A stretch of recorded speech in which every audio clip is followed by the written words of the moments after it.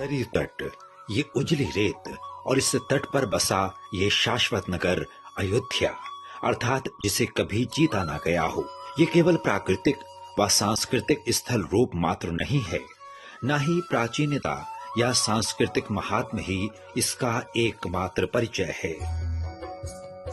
इन सबसे बृहत्तर मानवता ने अपने लिए जो भी मापदंड निर्धारित किए और भावी पीढ़ियों ने उन्हें मूल्यों के रूप में स्वीकार किया, वो समूचा सृजन इसी तट पर, इसी माटी, इसी भूमि, इसी न जीती जा सकने वाली नगरी अयोध्या में ही सृजित व प्रवर्तित हुआ। सूर्य पुत्र वैवस्वत मनु के पुत्र की राजधानी अयोध्या मानवता के उन मूलभूत मूल्यों की धात्री है जिनकी स्थापना मनुष्य के एक भौतिक जीव से नैतिक और सांस्कृतिक जीव में रूपांतरण की समूची कथा है। ये मानव धर्म के आकार लेने और उसके मापदंडों के स्थापित होने का जीवित दस्तावेज है।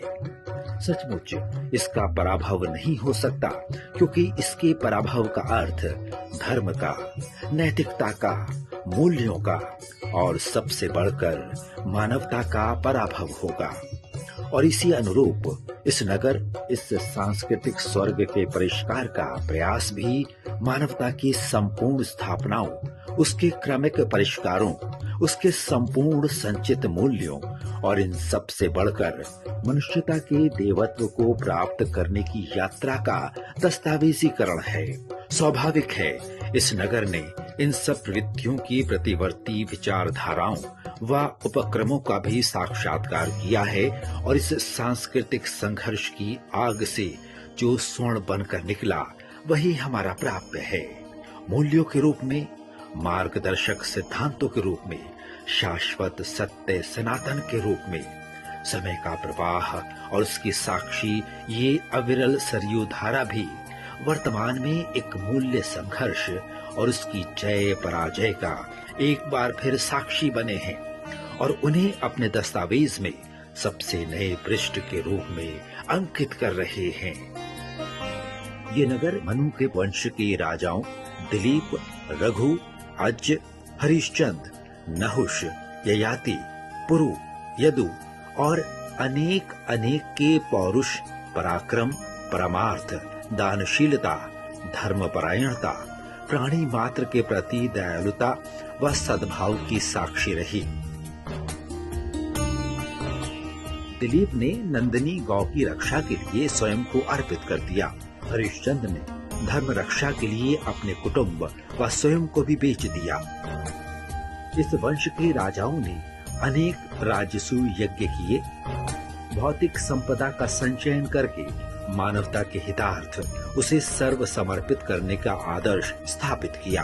राजा रघु ने दिग्विजय के उपरांत संपूर्ण पृथ्वी की संपदा पर अधिकार करने के पश्चात विश्वजित यज्ञ के द्वारा सब कुछ दान कर दिया और उनके पास केवल मिट्टी के पात्र अर्थात माटी ही शेष रह गई। मनु वंश के कई राजाओं ने स्वर्ग जाकर इंद्र की सहायता की और नहुष ने स्वर्ग पर शासन भी किया, किंतु मानव जीवन की चरम अनुभूति करने, उसे जीने और उसे युग धर्म के रूप में स्थापित करने के लिए इस नगर को 65 पीढ़ियों तक प्रतीक्षा करनी पड़ी। राम इस वंश की 65वीं पीढ़ी में जन्मे और राम का जीवन मनुष्य के ईश्वर हो जाने व मानवीय उदात्त की उस सीमा को प्राप्त करने की कहानी है जहाँ स्वयं की कोई इच्छा नहीं रह जाती, स्वयं की कोई चिंता नहीं रह जाती, स्वयं का कुछ नहीं रह जाता और मानव मन प्रकृति से एकस्थ हो जाता है, असीम का हिस्सा हो जाता है, सूक्ष्म विराट से मिल जाता है। यही आत्मबोध है, यही सत्य मार्ग है, यही मुक्ति मार्ग है, यही मुक्ति है, यही उदात्त असीम आत्मा का विस्तार ही धर्म है। मानव धर्म मानव मात्र के लिए। इस नगर में राम का जन्म, उनका बचपन, उनका उत्थान, उनका चरम और उनका प्रस्थान देखा। जैसा मैंने कहा, ये मनुष्य की देवत्व की प्राप्ति की यात्रा है, किंतु इस यात्रा में राम कहीं भी अतिमानव या पारलौकिक नहीं रहे। वो कदम दर कदम मनुष्य की तरह ही जिए और अपने आचरण व्यवहार से एक मानवीय प्रतिक्रिया को प्रतिमान के रूप में स्थापित करते रहे। सामाजिक संबंधों में, परिवार में, पिता के प्रति, पत्नी के प्रति, भाइयों के प्रति और सबसे बढ़कर जीव मात्र के प्रति राम का आचरण एक मापदंड बन गया। राम ने कोई प्रवचन नहीं किया, किसी नैतिक संहिता का प्रवर्तन नहीं किया जिसे एकमात्र सत्य मार्ग कहा जा सके। मानवीय कर्तव्यों का आत्मबोध ही सत्य मार्ग या धर्म मार्ग है। ये प्रस्थापना प्रत्येक प्राणी में ईश्वर और प्रत्येक नैतिक आचरण को धर्म का दर्जा प्रदान करते हुए मानवीय उदात्त व सहिष्णुता के चरम को प्रतिस्थापित करके राम को ईश्वरीय गरिमा से विभूषित करता है। राम इच्छाओं से परे होकर इच्छाओं की तृप्ति या अतृप्ति से होने वाले हर्ष विषाद से परे थे। उन्होंने प्राप्ति नहीं, कर्तव्य को अपनी प्रेरणा और तदनुरूप संतोष का आधार बनाया।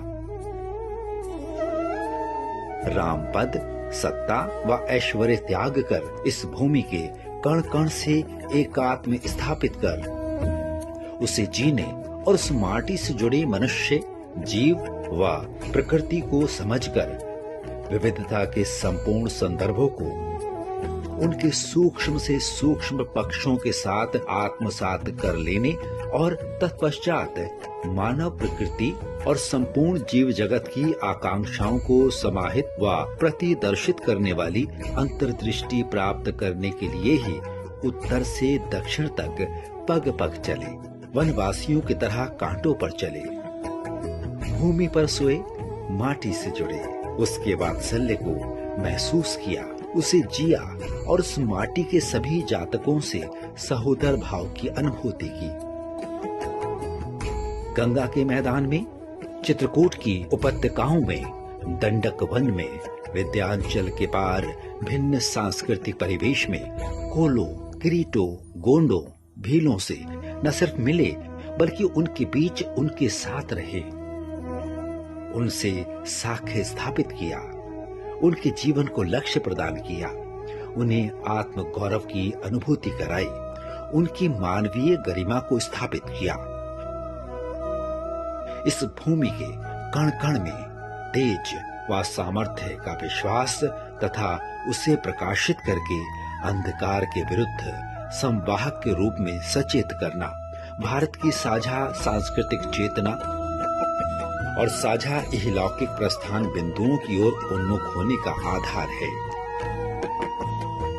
राम उत्तर व दक्षिण के प्रथम समन्वयक हैं। राम वैष्णव व शैव संस्कृतियों के समन्वयक हैं।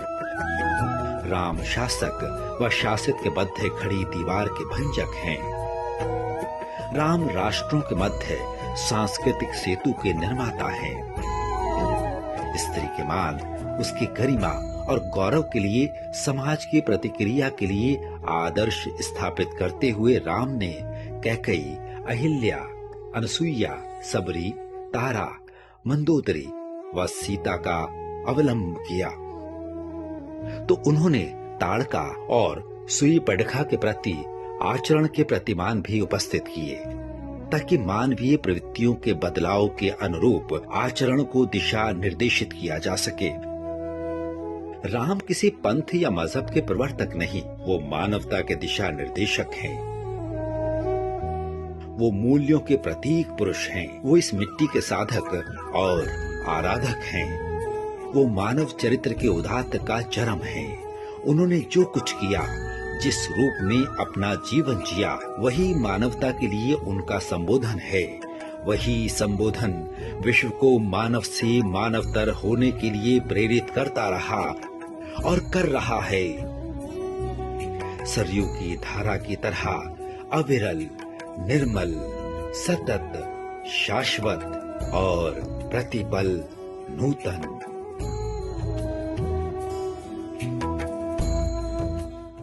राम आग नहीं है, राम ऊर्जा है।